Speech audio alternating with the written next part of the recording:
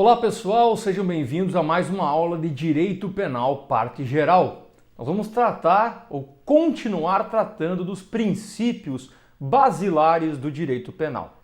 Perfeito? Eu sou o professor Rigueto e vamos desenvolver essa reta final que dá sustentação para a nossa disciplina de Direito Penal, parte geral 1. Nós viemos até a aula anterior tratando da temática do princípio da insignificância e o princípio da culpabilidade. A partir de agora, nós trataremos do chamado princípio da humanidade. Vou trazer um conceito doutrinário básico e dali para frente passo algumas explicações que são pertinentes. Ele é fundamentado num princípio chamado princípio da dignidade da pessoa humana, previsto no direito penal, onde o réu deve ser tratado como pessoa humana, antes do processo, desde o flagrante, durante o inquérito policial, durante o processo e durante a execução da pena. Ele tem previsão no artigo 5º, inciso 3º da Constituição, que diz o seguinte: ninguém será submetido à tortura, nem a tratamento desumano ou degradante. E a sua proibição no inciso 47 da Constituição, que diz: é vedado a pena de morte, salvo em casos de guerra declarada, de caráter perpétuo, de trabalhos forçados, de banimento ou penas cruéis. A ideia do princípio da humanidade é lembrar que o cidadão que está respondendo um processo criminal, que foi preso, acusado de um crime, ele tem que ser tratado como ser humano. Ele não deve ser chamado, por exemplo, por números dentro de um estabelecimento prisional. Ele deve ter, sim, um local adequado para dormir. Ele deve ter o direito de tomar banho de sol. Ele deve ter, na verdade, o direito à alimentação adequada. Até mesmo porque, mas professor, ele é um criminoso bárbaro. Até que se prove o contrário, ele é inocente, com base num outro princípio que nós já vamos estudar.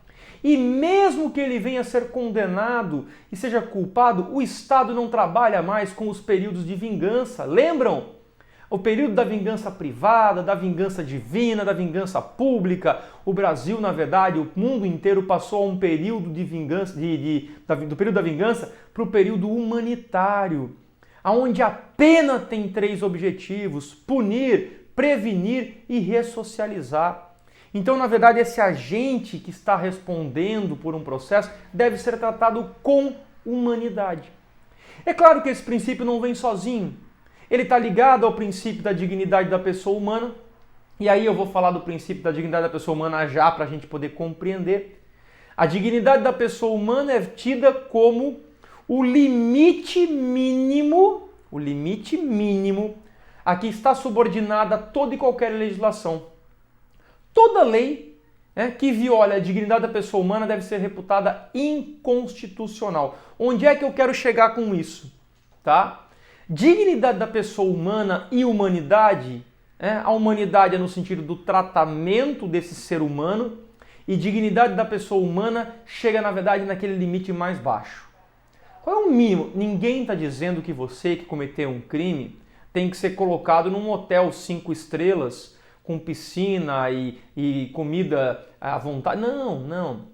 A gente sabe que você, não sabendo se comportar em sociedade, foi direcionado para um estabelecimento prisional.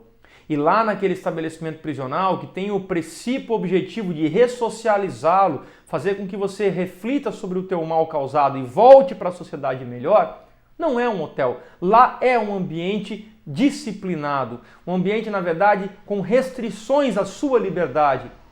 Mas o mínimo do mínimo deve existir. Por exemplo, água potável, alimentação que não esteja azeda, certo? Possibilidade de dormir, possibilidade de acesso ao banho de sol e não, na verdade, ao isolamento, por exemplo, 24 horas numa cela escura. Então, tudo que afrontar, toda norma que vier a romper este mínimo que o homem médio somos nós, pensantes, a classe social que raciocina, o homem médio que sabe a diferença do certo e do errado, valora tudo que for abaixo disso que nós valoramos, pode afrontar a dignidade da pessoa humana, logo pode afrontar a Constituição. Vou dar um exemplo prático aqui sobre a dignidade da pessoa humana. Em 1990 entrou em vigor uma lei no Brasil chamada Lei dos Crimes Hediondos, era a Lei 8.072/90. Ela era uma lei que proibia a progressão de regime. O preso iria direto para o regime fechado e lá permanecia por toda a pena. Ele não tinha o direito de passar do fechado para o semiaberto, do semiaberto para o aberto, até que ele ganhasse a liberdade, que é o sistema progressivo comum para qualquer outra pessoa que não cometesse um crime previsto naquela legislação.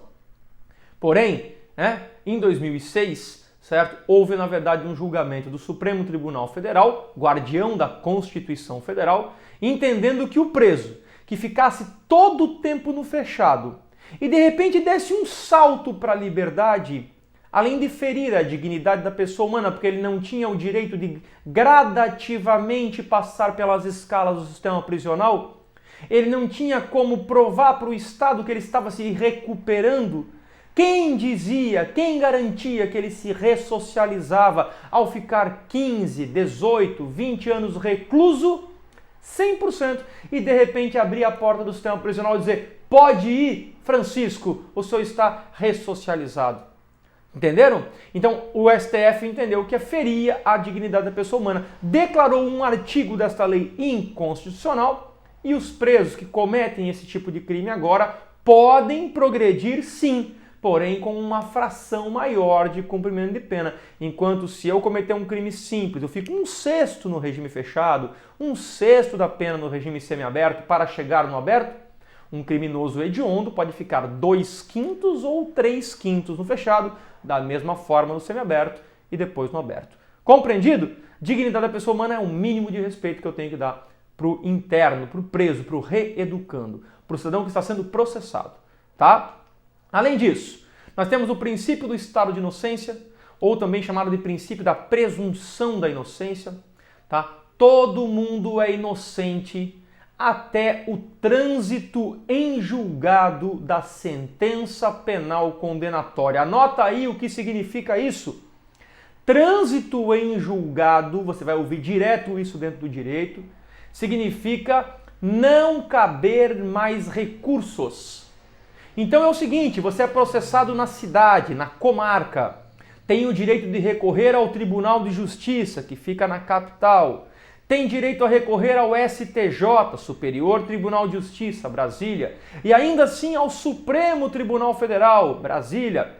Enquanto você está recorrendo, você é inocente. Só será considerado culpado quando transitar em julgado. Professor, e quando transitaria em julgado? Duas hipóteses. Você tem o direito de recorrer e não exerce esse direito, e aí existe um prazo na lei, passado o prazo, transita em julgado, ou você usou todos os recursos possíveis e acabaram os recursos previstos em lei. Transitado em julgado, você é culpado. Esse é o princípio do estado de inocência, ou também chamado da presunção da inocência, ok? Temos o princípio da igualdade. E aqui o princípio da igualdade, eu quero mostrar para vocês um conceito que vem além da Constituição Federal aqui para o nosso Código Penal. O Código Penal diz que todos são iguais perante a lei, mas eu quero que você reflita um pouquinho mais.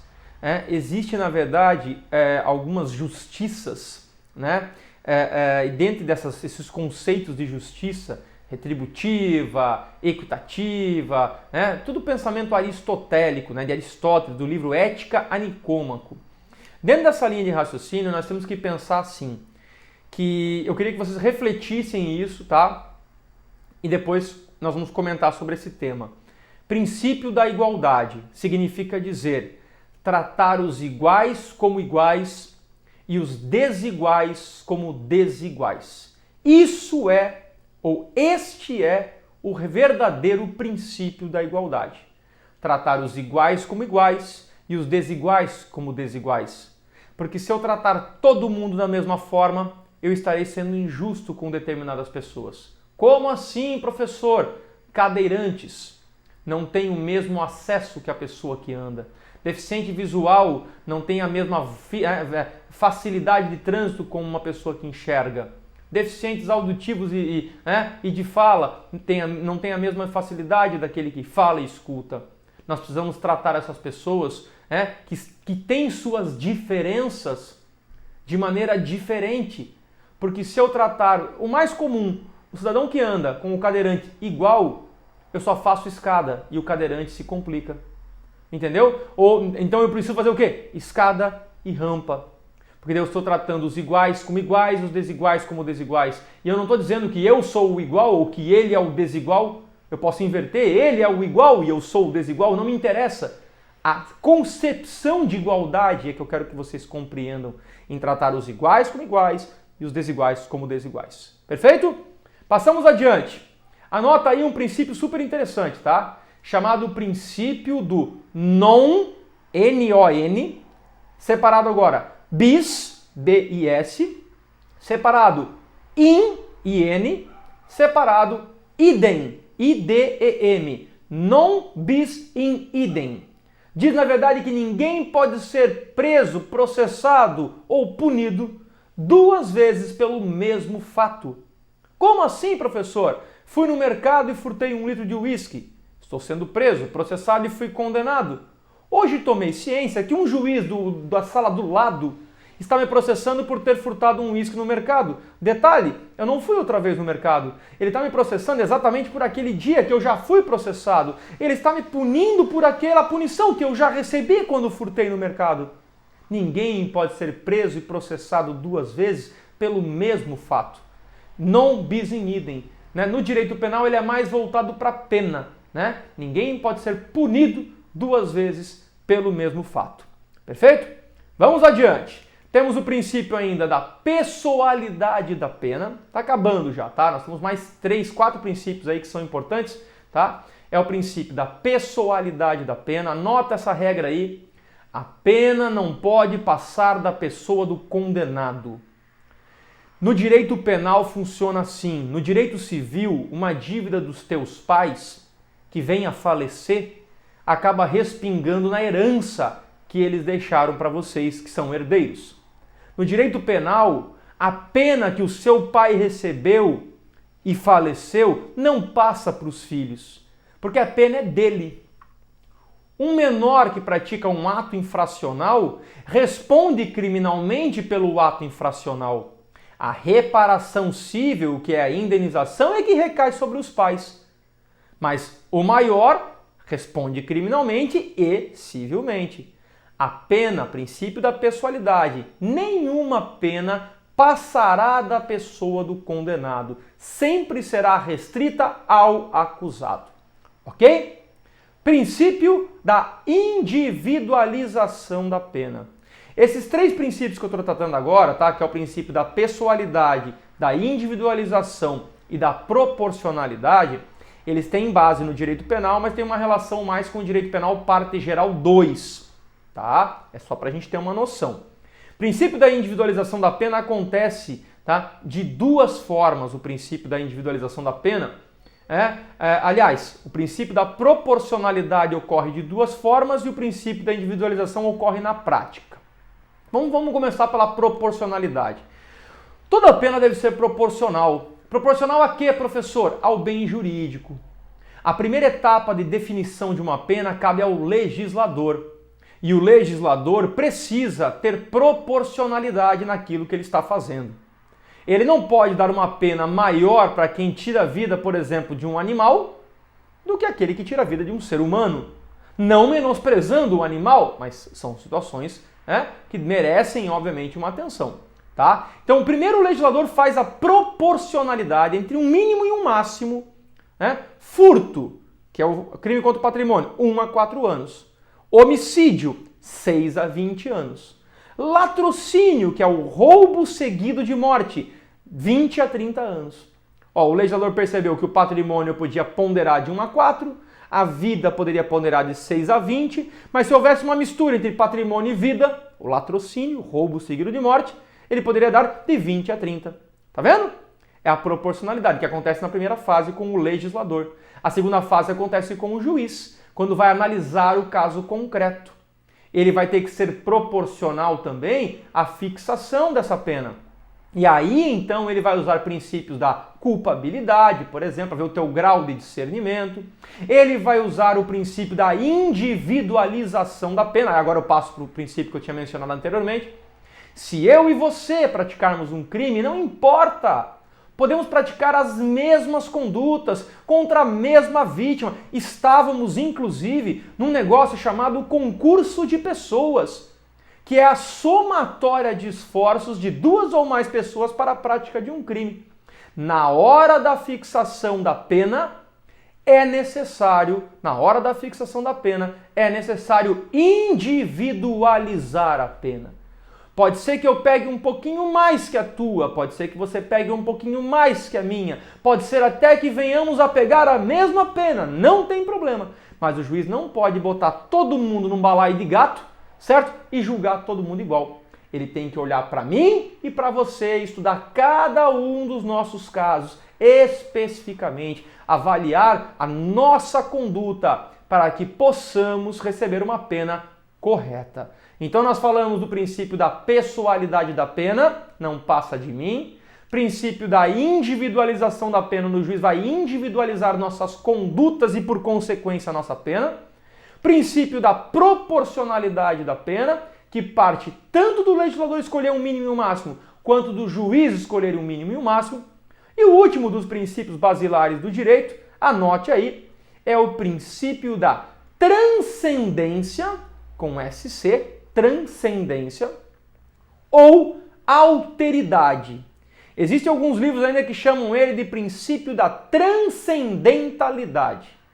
Transcendência ou alteridade, ou ainda transcendentalidade. Que significa dizer o quê? O Estado não pune aquele que faz mal a si mesmo.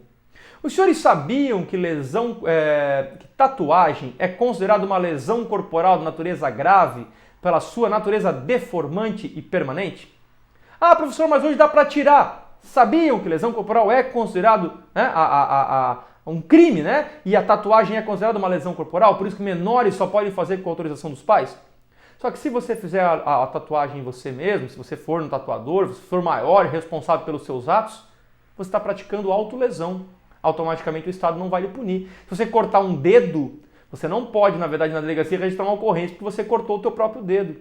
Salvo, só será crime se você quiser fraudar a seguradora. Fora isso, não há crime. Olha só, alguém sabe me dizer se usar drogas é crime no Brasil? Vou dar até um tempinho aqui. Usar drogas é crime no Brasil? Não é crime. É crime no Brasil portar a droga para o consumo próprio. Mas usar a droga não é, porque lá está escrito portar drogas para o consumo próprio. O uso da droga é princípio da transcendência ou alteridade ou transcendentalidade. O Estado não pune aquele que causa mal a si mesmo. Perfeito, pessoal? Aqui nós encerramos a sequência de princípios basilares do direito penal. Espero que vocês tenham compreendido e até o nosso próximo encontro. Valeu!